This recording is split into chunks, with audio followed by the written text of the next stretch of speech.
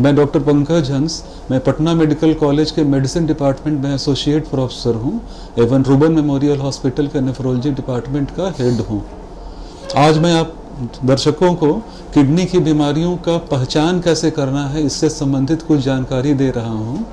सर्वप्रथम कि किडनी की बीमारियों का लक्षण ही बहुत कम लोगों में देखने को मिलता है।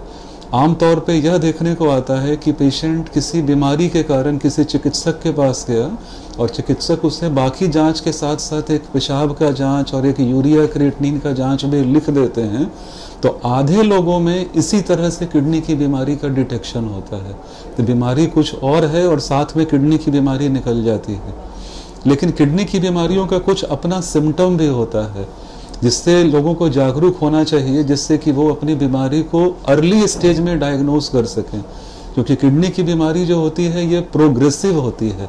अगर आप अर्ली स्टेज में इसे डायग्नोस कर लेते हैं तो इसके प्रोग्रेशन को आप काफ़ी हद तक डिले कर सकते हैं।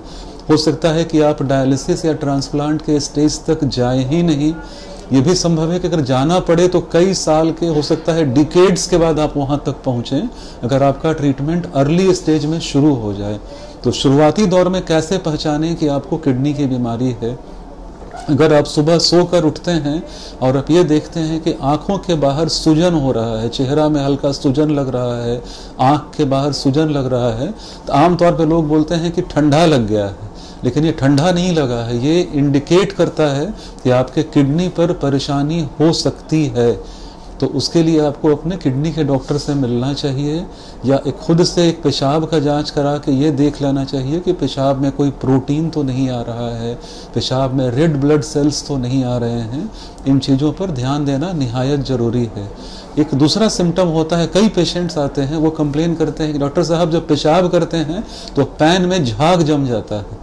तो ये झाग जमना इंडिकेट करता है कि उनके पेशाब से प्रोटीन का लॉस हो रहा है। और प्रोटीन लॉस किडनी की बीमारी का एक बहुत ही इम्पॉर्टेंट सिम्टम है।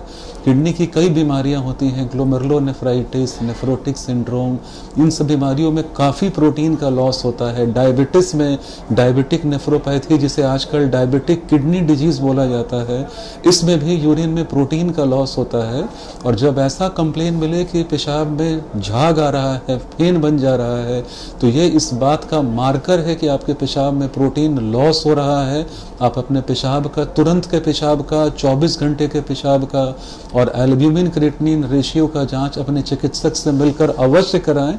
और अगर प्रोटीन आ रहा है तो उसका जल्द से जल्द उसको कंट्रोल करने का उपाय करें, नहीं तो ये किडनी की बीमारी तेजी से बढ़ सकती है।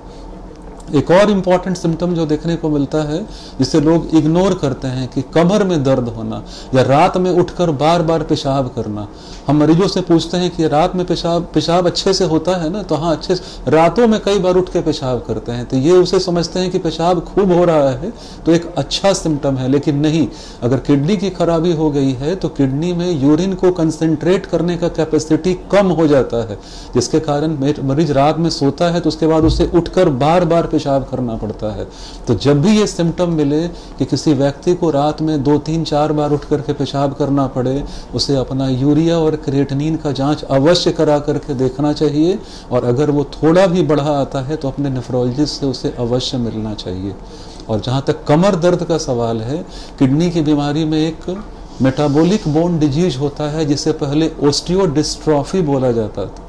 इसके कारण कमर में दर्द होता है। इसे भी लोग नेग्लेक्ट करते हैं कि लोग दूध नहीं खा रहे हैं, कैल्शियम नहीं ले रहे हैं, इसलिए हड्डी का दर्द हो रहा है। हो सकता है एक कारण ये भी हो, लेकिन अगर आपको किडनी की बीमारी है तो ये बड़ा साइलेंट डिजीज होता है, ये किसी तरह से मैनिफेस्ट करता है। हो सकता है कि यह कमर दर्द आपकी किडनी की बीमारी के कारण ही हो रहा हो। इसलिए अगर कमर दर्द का कोई एक्सप्लेनेशन नहीं मिले तब भी अपने किडनी का जांच आपको अवश्य करा लेना चाहिए।